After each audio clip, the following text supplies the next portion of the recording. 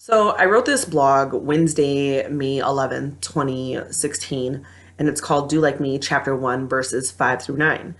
I said everybody has to know this part of the Bible. We might not remember everything or the address, but we all know the place.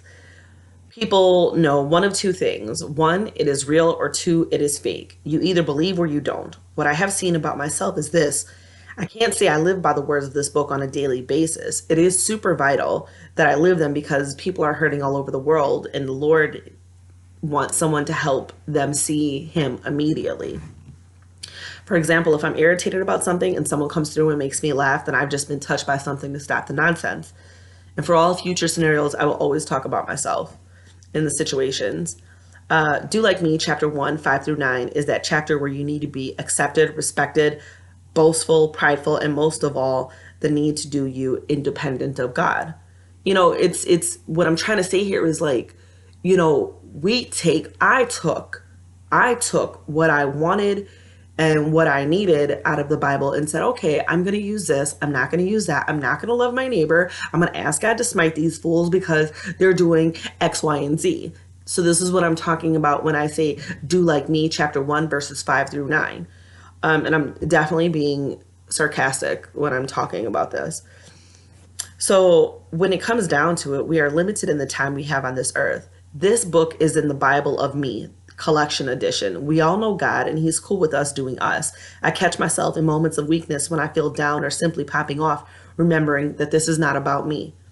I was at work and listening to a coworker talking about the recent tragedies that she's been dealing with and how the enemy was attacking her. I began to talk about God and I felt like it could have been more spirit filled, but I stopped that because of my mouth. Earlier in my shift, I was cussing in a story I told. Maybe I was angered about something that happened during the day or because it sounded better with cuss words. Because I could tell a story and then I feel like when I tell it with cuss words, it's like a million times funnier. But at the end of the day, ain't nobody going to be laughing when I'm standing before God like, oh, so you want me to give an account for every idle word that was spoken out of my mouth? I really didn't mean that in that way. Like I meant it in a good way. Like that's what I'm talking about. Um, I was speaking curses. My mouth is to be used to edify, encourage, and uplift people because the Lord gave me a passion for it.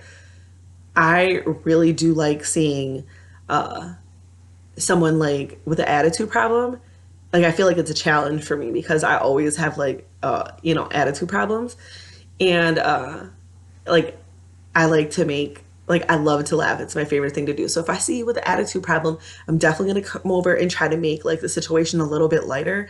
And it's my favorite thing to do because if I can laugh and then you can laugh, I've definitely accomplished something. So I said, my mouth is to be used to edify, encourage, and lift up people because the Lord gave me a passion for it. The Lord said, go pray for her. And I don't like when he's telling me over and over, like, go pray for her, Tanya, go pray for her, Tanya, go pray for her, Tanya. I'm like, oh, God. Okay, fine, I'll do it. I don't like him like having to badger me anymore. So I just go ahead and do it. So I get up and I pray for her and she says, oh, well, just pray for me in private. I said, no, this has to be done in out in the open. I finished and she thanked me and another girl said, how are you doing with your attitude? I said, I still pop off. The girl I just prayed for said, maybe I should pray for you. I said, yeah, I need it. And we all just laughed. Apparently everybody else knew but me. There were 2 to 3 other people there. I started to pray. It became quiet and the Lord was there. God always knows what he is doing. And when you have a calling on your life, you can't simply read from the Bible of me anymore. God has been dealing with me when it comes to what I say and how important it is to live righteous. When I read from Do Like Me, chapter 1, verses 5 through 9, I gave myself a pass to cuss or pop off or not go to God ASAP because I'm doing me. This only frustrates me even more. I have wasted time and energy on something that was not worth it. I want to live every moment with a thankful heart that shows God how much I love him and how important he is to me. The time is over for the childish things of this world. The enemy is never playing when he comes to kill, steal, and destroy us, so why should I be playing with living my life for God? I cuss a lot and have an attitude that says you don't exist. I know it's ugly, but this is a process, and when I'm done being tested, I shall come forth as gold. If I went through something and my pain helps me to talk about someone, if I go through something and my pain helps me to help someone else talk about theirs, then I will know that it was all worth it, even at the end, even if at the time I want to give up. Think back to a time on how you thought it was the end and God, came through. So I went through Proverbs 3, 1 through 5, and it's called The Rewards of Wisdom. My son, do not forget my teaching, but let your heart keep my commandments. For length of days and years of life worth living, and tranquility and prosperity, the wholeness of life's blessing, they will add to you. Do not let mercy and kindness and truth leave you. Instead, let these qualities define you.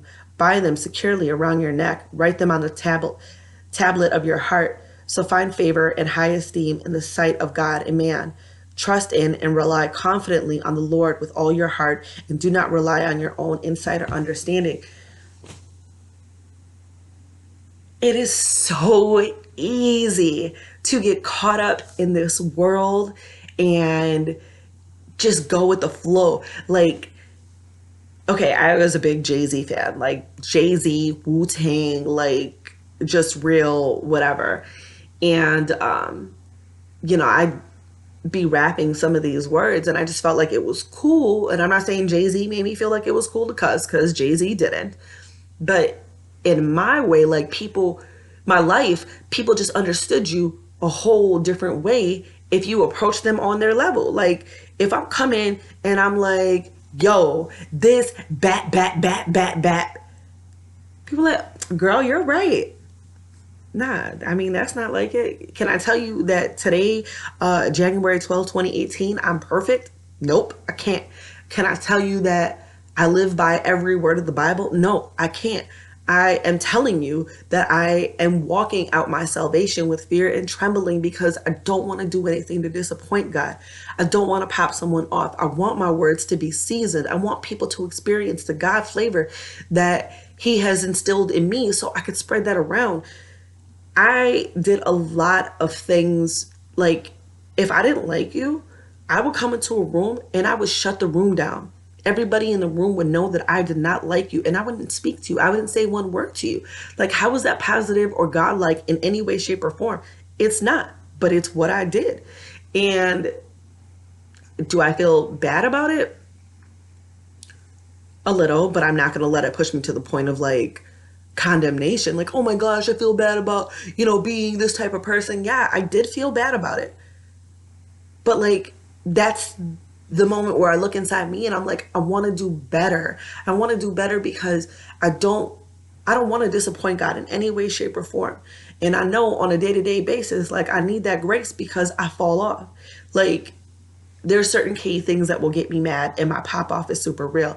And when I tell you I fear nobody, legit, I don't fear nobody. I don't care what the world thinks about me. I don't care if people look at this video and they're like, oh, she's whatever. Thank you for the view, boo-boo. But no, it's not like that. Like, these are things that I had to address about myself and start working on and make like that conscious effort to, recognize what I was doing so I could say, you know what? I need to grow. I need to stop. This is definitely not what God wants, and align myself up with what He says.